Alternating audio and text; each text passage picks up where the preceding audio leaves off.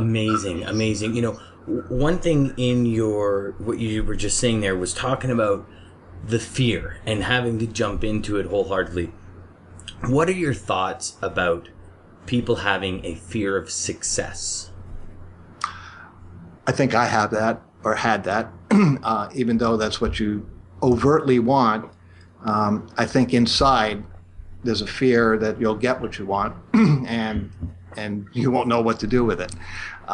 And it's going to change your life in ways that you may or may not think you want. And so subconsciously, I think I was sabotaging myself in many different ways. And I think many of us do that. Nobody probably would admit to a fear of success overtly, because you don't typically think of that as something that you would be fearful of.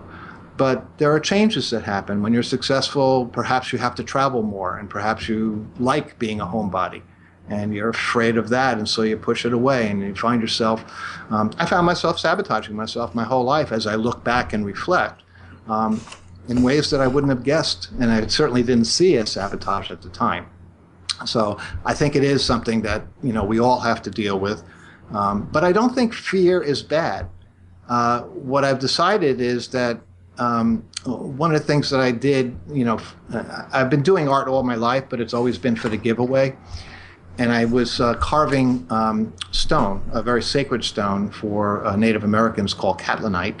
And I was mixing two not spiritual practices. One was the Kabbalah, which kind of brought me back to my Jewish roots, only very differently. It's not a religious dogma at all. It was pure ancient wisdoms. And then there was the Native American side of it. And I decided to blend them. Again, that's a long story I could tell you someday. But I decided to, what happened was I started doing something very unique. I started carving the Hebrew letters, which are sacred, a part of the sacred alphabet. There are several sacred alphabets. The Hebrew letters are one of them. And they have, the way the Kabbalah looks at the Hebrew letters is each of them has sort of a, an attribute of, and an energy of creation. And what I would do is I would carve the Hebrew letters out of the catlinite. So it was sacred stones, sacred letters, with specific energies of creation. And I would give them away to the various people. And I'm sorry, I lost my train of thought. That's okay. What we were looking to get from you was the fear of success, and really how do we start to overcome it if we are, we're self-sabotaging ourselves. We're on our way to our goal. We're on our way to our greatness. But there's something in us which we've now come to realize is fear of success. And fear of success is a lot more prevalent than most people think. But how do we get over that? How do we change that fear of success and eliminate it and truly subconsciously start pushing towards our goal as well as consciously? Right. I remember now where I was going. I was doing a piece for somebody, and the piece was about courage.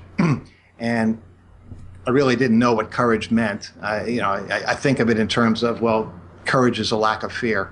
Courage is, somebody who just does something instinctively, and that's something that I don't know that I have. I don't know you don't know that you have courage until you're faced with a particular situation. Mm-hmm.